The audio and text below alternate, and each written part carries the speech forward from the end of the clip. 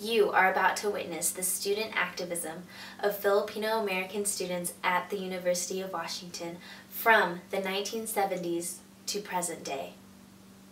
Enjoy. The students on campus, I feel, the conditions are different, but I feel they don't speak out as much as they could and should on certain issues. But at the same time, I see that resurgence of trying to make a difference here on campus and trying to find that same spark from those before us that gave us basically what we have today. It's the Student Diversity Coalition, working for the diversity requirement here on campus. I see that passion and that drive for actually doing something, educating people on one another, on different things, on everything that affects us, and really fighting for that to happen. It's totally student-driven, this requirement, the proposal. That, I think, is inspiring and reminiscent of, I guess, what was before. In terms of being able to go to the university and have Tagalog being taught and having an Asian American Studies class, to me, that was one of the ones that wouldn't have happened. They wouldn't be offered if it wasn't for people, the students on campus and the people in the community advocating for the university, for that to happen, and putting the university in a position where they felt compelled, coerced, or whatever it was, to fund it, find professors and instructors to teach classes, so that we could go into the university and have a more diverse curriculum. So I started at the university when they were putting that curriculum together. So yeah, I mean, the cause and effect was basically to have access to curriculum like that, as well as for the university to broaden its curriculum for other people to learn.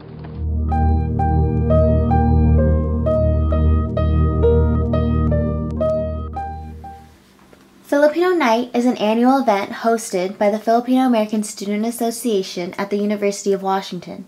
This year, the play is called Our Diversity, directed by FASA UW's Cultural Chair Amanda Oliva. The show is Saturday, April 27th, 2013 at UW Kane Hall, room 130. Doors open at 6 p.m. The show starts at 7. This year, Filipino Night is called Our Diversity. It is a play about 3 boys that are UW students. They're freshmen, and they fall back in time to the 70s. And they fall back in time and find themselves in a political hiatus amongst Black Student Union, MECHA, and First Nations. They also learn a lot about their culture, about their identity, and they learn, most importantly, they learn that students are powerful in their voice. This is going to be a great production. The students working on this cast have been working very hard to make this all flow, and we've been doing research to make this accurate as possible.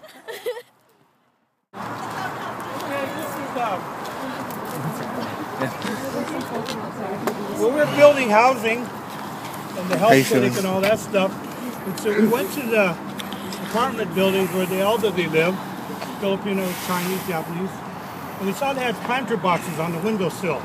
So we created this exhibit, this memorial exhibit named after Carlos Bulosan, to have people remember, young people especially like you, to remember that there once was a presence of Filipinos in this community. And so this mural is actually supposed to depict Bulosan and what he saw in the lives of Filipinos when they came to this country. So it's kind of like this section of his forehead, the upper part of his head. So this is his eyes. And then you'll see within it a salmon running through.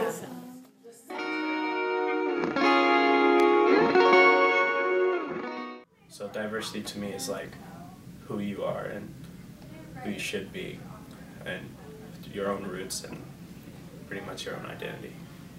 Just being able to see everybody's, perspective, culture from different backgrounds. To see where other people come from and what other people value, because we all don't value the same things. The Student Diversity Coalition is made up of members from each of the legacy groups at the UW. The legacy groups include student organizations of BSU, MECHA, First Nations, FASA, and PSA. For the last couple years, the Student Diversity Coalition has been pushing to establish a diversity requirement at the University of Washington, where students are required to take a 3-credit course that is meant to help the students develop an understanding of the complexities of living in an increasingly diverse and interconnected world. Nobody really taught me about my culture. My parents were trying to assimilate me, I guess.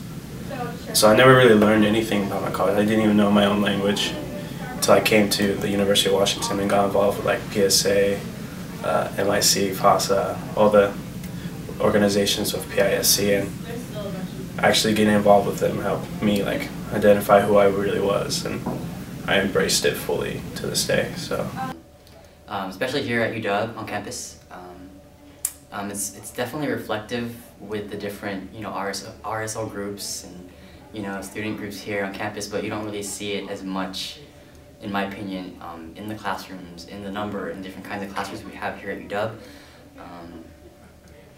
I think it's important for UW especially to have this diversity requirement, because you hear it all the time.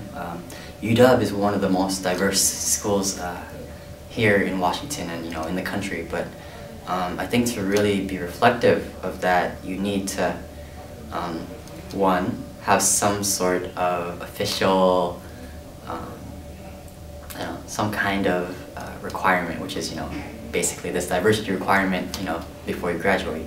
The diversity requirement is important to be implemented because every student needs to understand what diversity is and needs to understand that we all come from different cultures and different backgrounds, and that if we all grow up in America, we don't know what's going on in other countries. And when we go to the workplace, there might be someone from China, someone from Texas, someone from South America, and we'll all have different cultures and different values.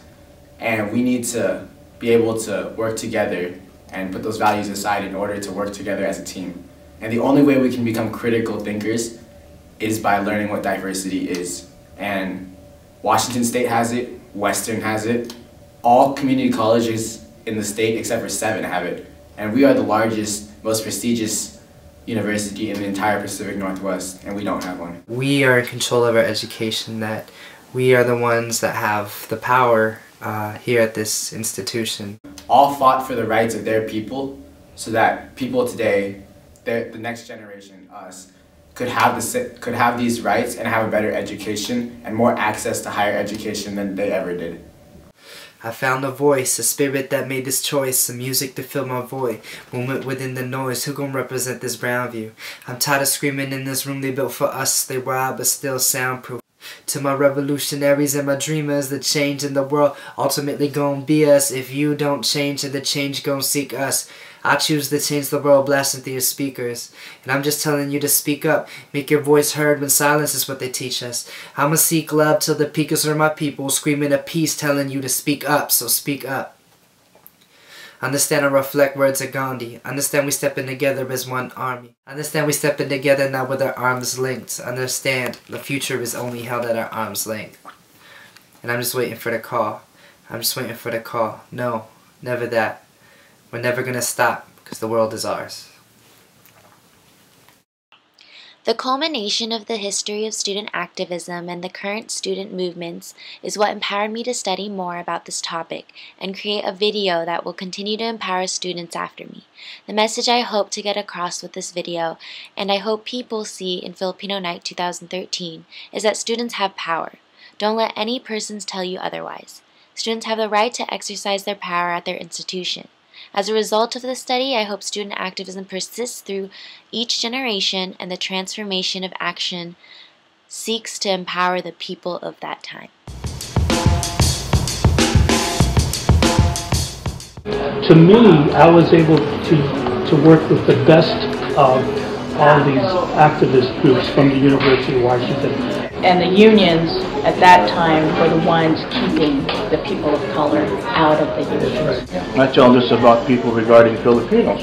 I think we're more passionate than we are pragmatic, that we're willing to do things rather than think about the consequences later.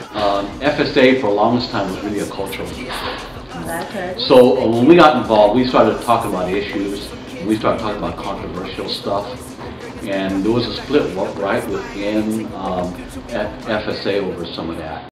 Turn it like a spike back, cut away the odds, we gon' show you where the nice at. Tell me where our lives at, exported for the high class. That place where love go to die at. Same place where they exploded the migrants. Manipulate minds with fear until they die it. Take away the rights away, they won't recognize it. Mechanize kids who won't recognize it, who won't say anything.